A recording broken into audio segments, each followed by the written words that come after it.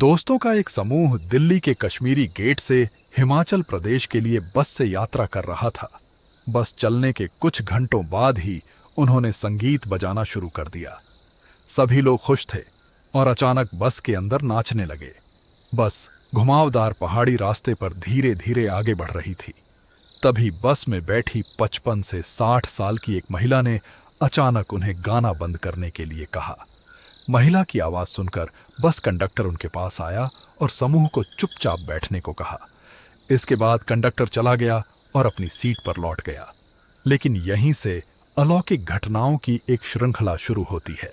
पूरी कहानी सुनने के बाद आप समझ जाएंगे कि पहाड़ों में यात्रा करते समय आपको क्या नहीं करना चाहिए, और आप इस बारे में अधिक सतर्क हो जाएंगे। ये अनुभव दिल्ली के एक स्कूल में खेल शिक्षक रोहन भाई ने साझा किया है। वीडियो में आप उनके द्वारा भेजे गए ईमेल का स्क्रीनशॉट देख सकते हैं। रोहन बताते हैं कि वह दिल्ली के एक स्कूल में खेल शिक्षक के रूप में काम करते हैं। इस दौरान उनका महिला शिक्षकों के साथ एक मजबूत रिश्ता बन गया था। 24 दिसंबर 2024 को दोपहर के भोजन के समय सभी शिक्षक एक साथ बैठे थे और कहीं घूमने जाने के बारे में चर्चा शुरू हुई। रोहन ने सुझाव दिया, मनाली और अन्य जगहें बहुत भीड़भाड़ वाली होती हैं। चलो ग्रेट ब्रिटेन चलते हैं, ये थोड़ा शांत है और हमें अच्छा समय बिताने को मिलेगा। अन्य शिक्षकों ने भी सहमति जताते हुए कहा, हाँ चलो ग्रेट ब्रिटेन चलते हैं।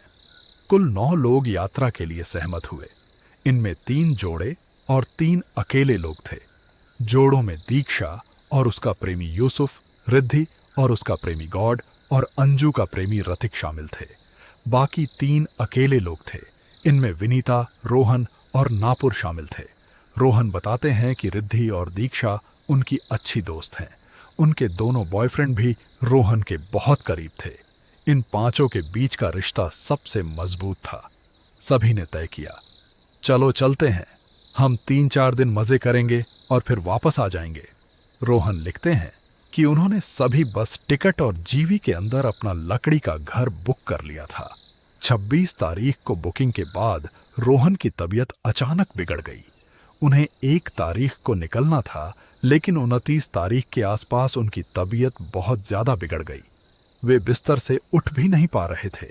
उन्हें ऐसा लग रहा था जैसे कोई उन्हें रोक रहा हो, कह रहा हो, मत जाओ, वहां जाना ठीक नहीं होगा।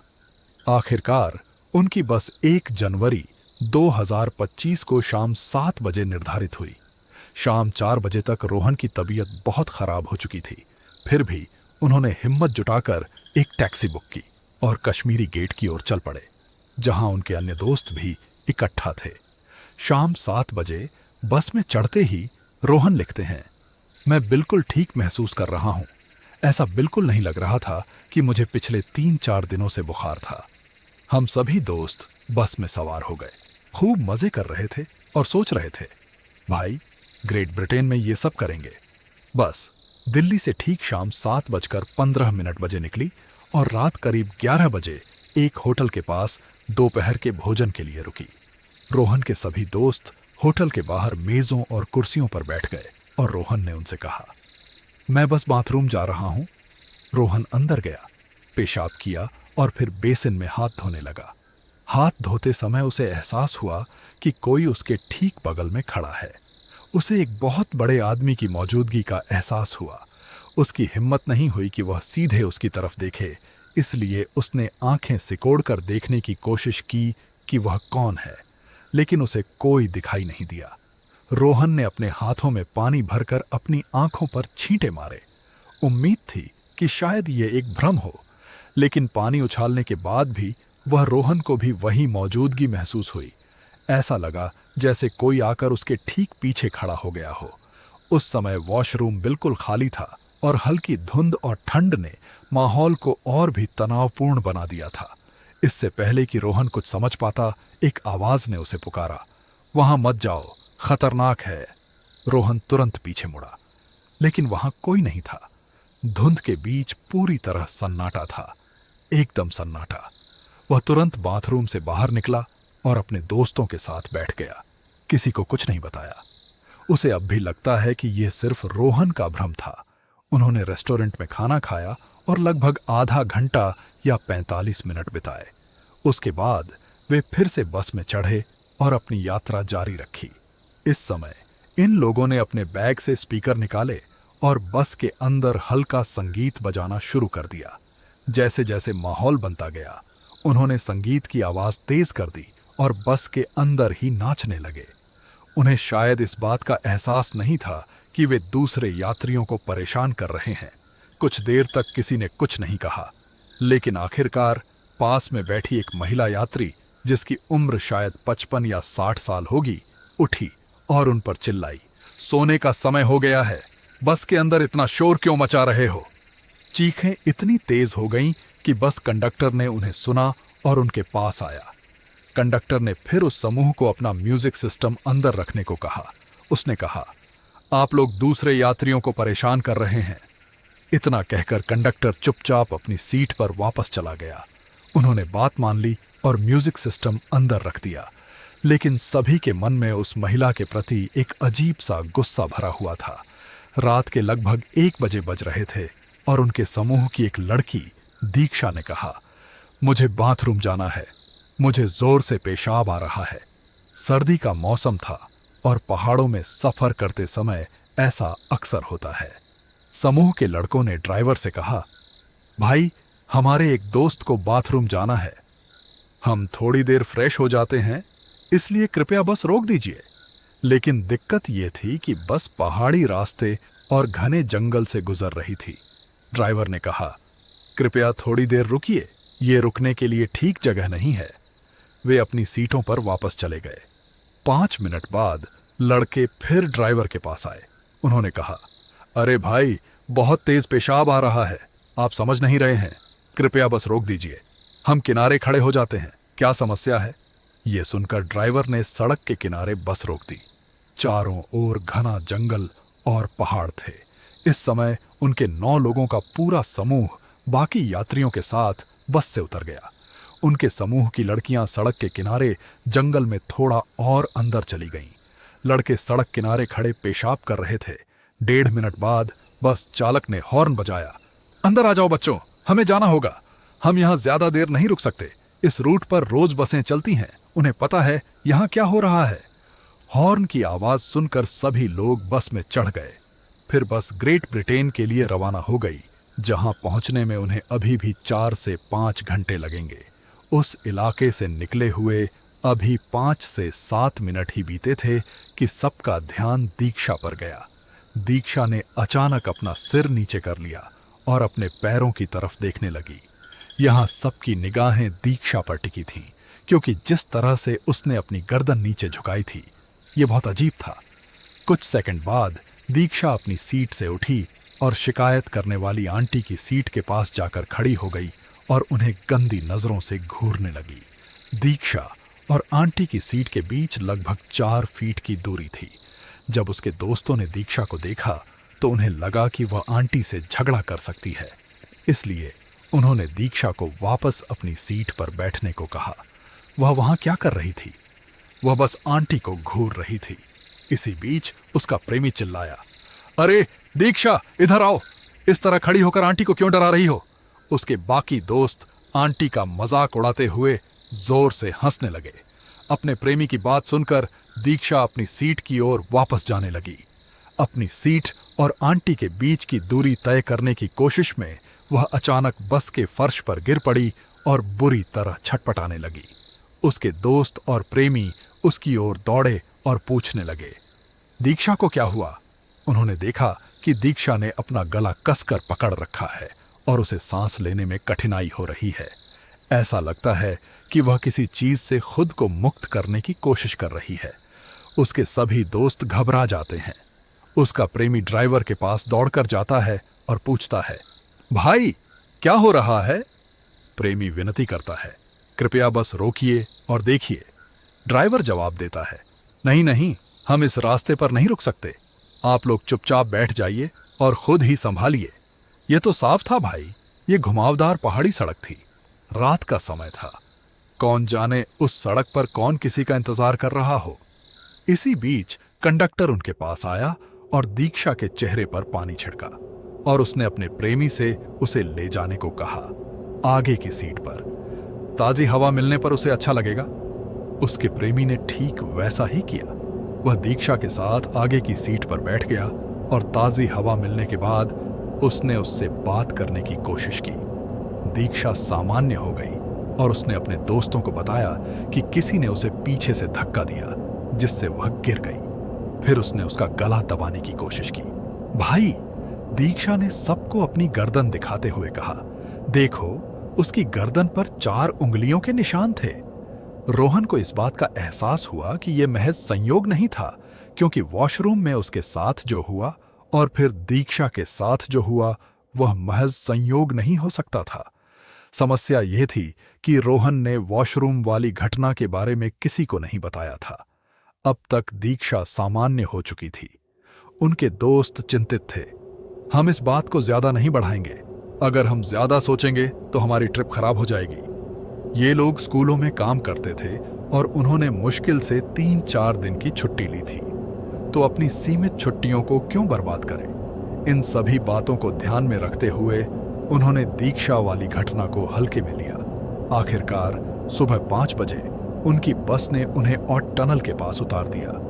दिल्ली से मनाली जाने वाली बसें आमतौर पर जिभी जाने वालों को ऑट टनल के पास ही उतारती हैं, क्योंकि वहां से रूट थोड़ा अलग हो जाता है। ऑट टनल से जिभी में लकड़ी के घर तक पहुंचने में अभी भी लगभग 2 से 2 घंटे लगेंगे। इसीलिए इन लोगों ने पहले ही 2 वाहन बुक कर लिए थे। सुबह 5 बजे दोनों वाहन ऑट टनल के पास उनका इंतजार कर रहे थे, जहां से उन्हें जिब्बी जाना था। लेकिन असली ड्रामा यहीं से शुरू हुआ।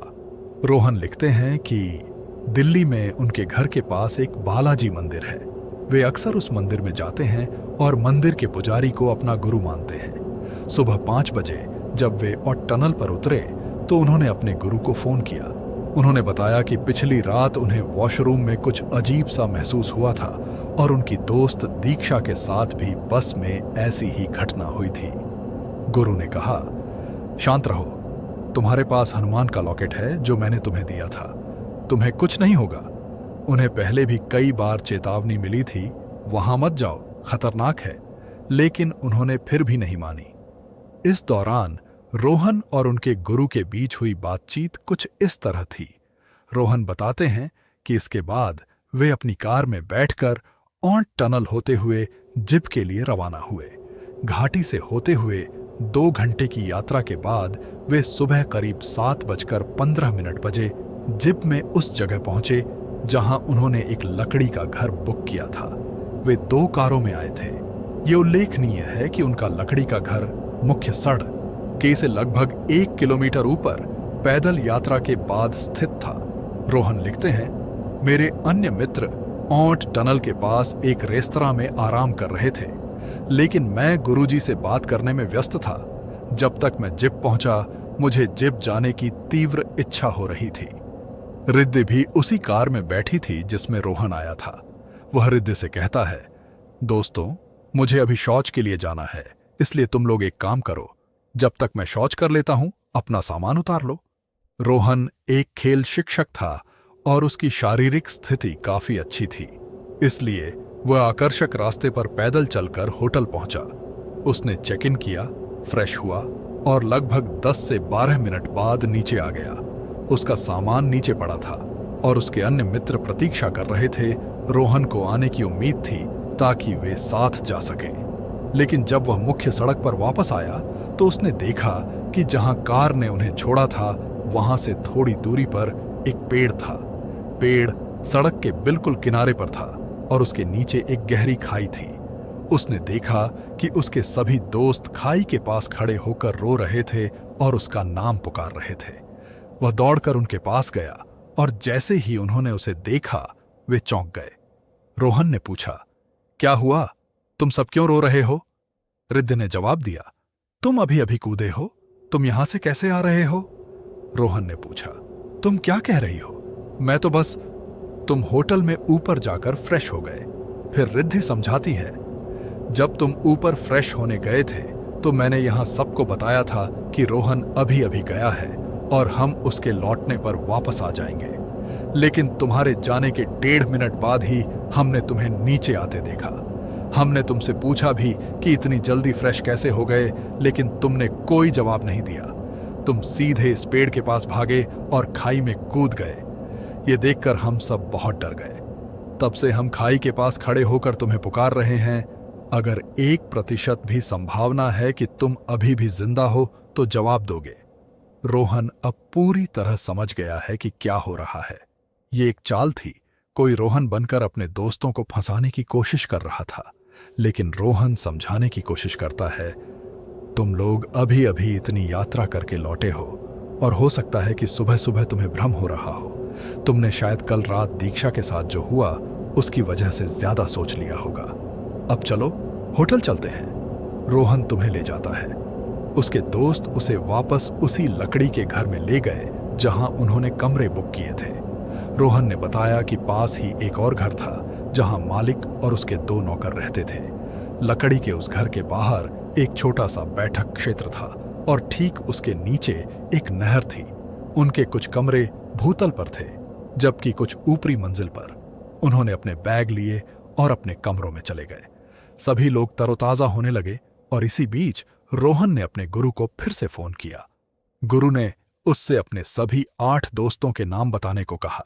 रोहन ने गुरु को बताया कि वह दीक्षा और रिद्धि नाम की 2 लड़कियों के साथ रुकेगा। रोहन ने ठीक है कहा और दोपहर में दोस्त जिबी घूमने निकल गए। पास के झरनों को देखने और कुछ ट्रैकिंग करने के बाद वे सभी शाम को होटल लौट आए। इस समय होटल के केयरटेकर ने अलाव जलाया था। वे सभी अलाव के पास बैठ गए। पास ही रम की एक बोतल रखी थी। उन्होंने थोड़ी सी रम पी और इसी बीच दीक्षा ने अपने प्रेमी से कहा, आई लव यू। उसके प्रेमी ने जवाब दिया, लेकिन फिर से हम देखते हैं कि दीक्षा ने जो कहा वह वास्तव में दीक्षा की आवाज नहीं है। जैसे ही उसके प्रेमी को यह पता चलता है, वह उससे फिर से बात करने की कोशिश करता है, लेकिन दीक्षा जो भी जवाब देती है वह किसी और की आवाज लगती है। इससे उसके और उसके प्रेमी के बीच थोड़ी कहासुनी हो जाती है। दीक्षा गुस्से में उठ खड़ी होती है और कहती है, तुम मुझसे प्यार नहीं करते, मैं मरने जा रही हूं। वह संपत्ति के किनारे की ओर दौड़ती है, नीचे नहर में कूदने के लिए तैयार। रोहन पहले से ही दीक्षा पर नजर रखे हुए था। गुरुजी ने उसे वचन दे दिया था। जैसे ही दीक्षा भागी, रोहन उसके पीछे दौड़ पड़ा और उसने दीक्षा का हाथ पकड़ लिया। हाथ पकड़े हुए रोहन ने उसे जोर से हिलाया और बोला, क्या तुम पागल हो? क्या कर रही हो? इस पर दीक्षा अचानक संभल गई। अब तक उसे ऐसा लग रहा था जैसे किसी ने उस पर कब्जा कर लिया हो। संभलने के बाद उसने पूछा, मैं यहां क्या कर रही हूं? मैं यहां से गिर जाती। ये देखकर दीक्षा के बाकी दोस्त उसके पास आए और उसे उसके कमरे में सुला दिया। उन्हें लगा कि उसने बहुत ज्यादा रम पी ली है, इसलिए वह बकवास कर रही है। उस रात उन्होंने खाया पिया और सो गए। लेकिन अगली सुबह जब वे उठे तो रोहन उनके मालिक और देखभाल करने वाले के पास गया और पूछा, कल रात बाहर बहुत शोर था, क्या आप लोग पूछताछ करने भी नहीं आए? तब उनके मालिक ने कहा, हम कल रात 2 बजे तक जागे हुए थे, हमें बाहर से कोई आवाज नहीं सुनाई दी। यह सुनकर रोहन को ठंडक सी महसूस हुई। वह सोचने लगा कि दीक्षा और उसके प्रेमी के बीच इतनी कहा-सुनी हो रही थी, फिर भी हम उसे बचाने गए और उन्हें पता भी नहीं चला। उसे शक होने लगा कि कहीं मालिक उससे कुछ छिपा तो नहीं रहा। फिर उसने सोचा, हम यहाँ सिर्फ आज रात के लिए हैं, कल सुबह हमें दिल्ली के लिए निकलना है, तो क्यों अपना ट्रिप खराब करें। उस दिन भी वे आसपास के इलाके में थोड़ा घूमे फिरे और शाम को वही माहौल था। अलाव जलाया गया था। वे एक तरफ बैठकर अपनी ड्रिंक्स पी रहे थे। तभी रिद्धि नाम की लड़की अपनी कुर्सी से उठकर थोड़ी दूर जाकर अकेले बैठ गई। जलती हुई आग के पास बैठा रोहन रिद्धि को घूर रहा था, क्योंकि गुरुजी ने उसे उस पर नजर रखने का निर्देश दिया था। उसने रिद्धि को देखा। अपना गिलास पकड़े हुए वह आसमान की ओर देख रही थी। रोहन रिद्धि के पास गया और गौर से देखने पर उसने पाया कि रिद्धि गुस्से में ऊपर देख रही है। उसने पूछा, क्या हुआ? तुम यहाँ अकेली क्यों बैठी हो? रिद्धि ने अपने स्वभाव के बिल्कुल विपरीत लहजे में रोहन को जाने को कहा। रोहन चौंक गया, क्योंकि उसने उससे कभी इस तरह बात नहीं की थी। रोहन ने अपने गले में पहना लॉकेट निकाला और रिद्धि के गले को छुआ दिया। रिद्धि अचानक होश में आई। उसने पूछा, मैं यहाँ क्या कर रही हूँ? रोहन ने कहा, तुम अभी हमारे साथ ही बैठी थी और मुझे नहीं पता तुम्हें क्या हुआ।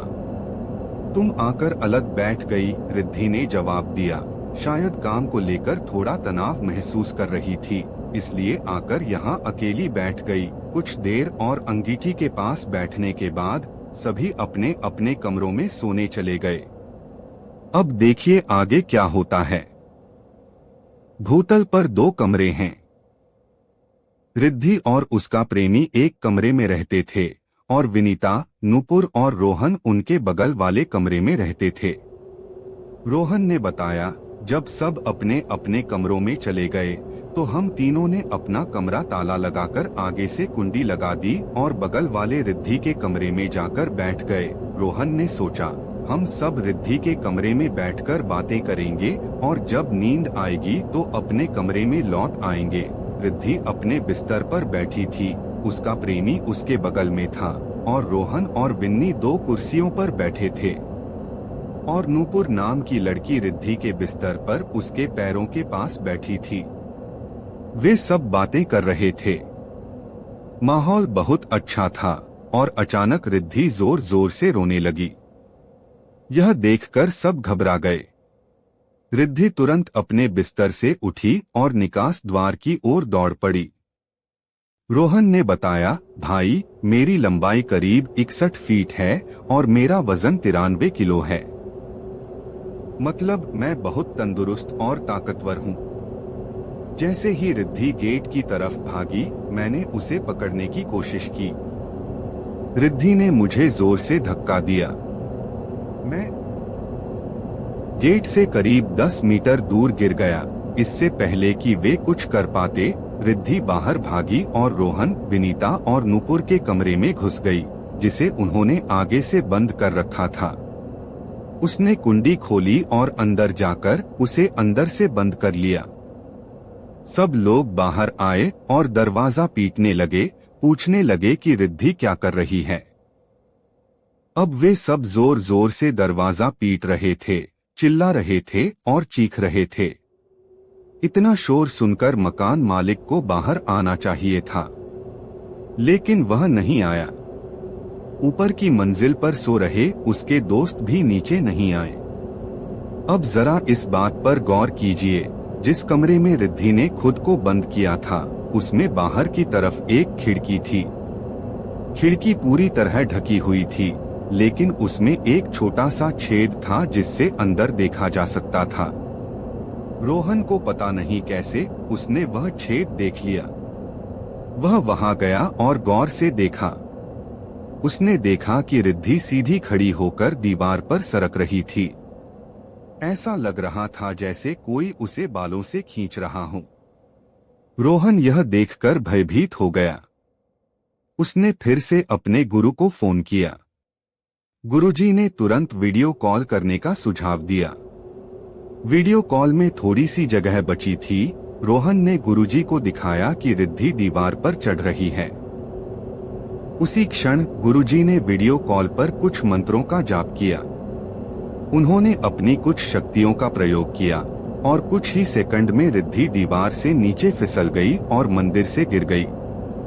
कुछ मिनट बाद जब उसे होश आया तो उसने अंदर से दरवाजा खोला।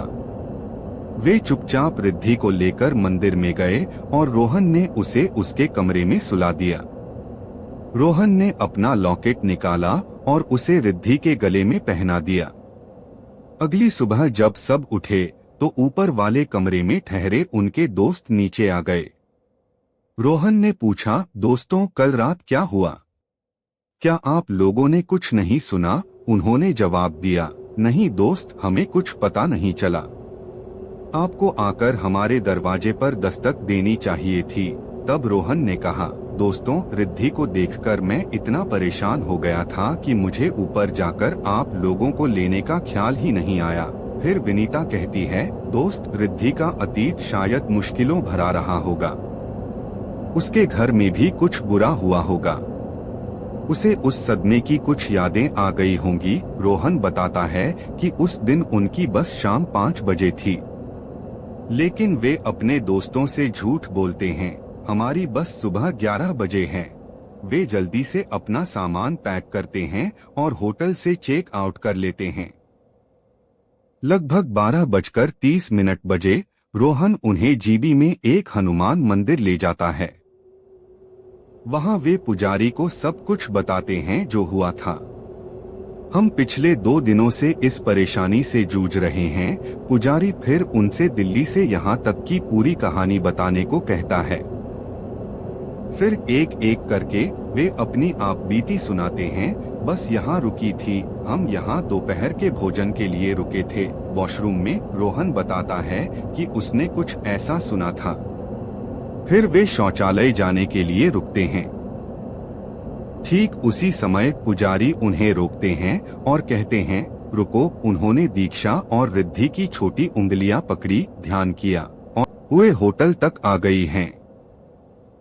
अब वे उन्हें अपने साथ ले जाना चाहती हैं, लेकिन क्योंकि बालाजी ने तुम्हें बहुत आशीर्वाद दिया है, इसीलिए ये लोग अभी तक जीवित हैं, क्योंकि आप उनके साथ हैं।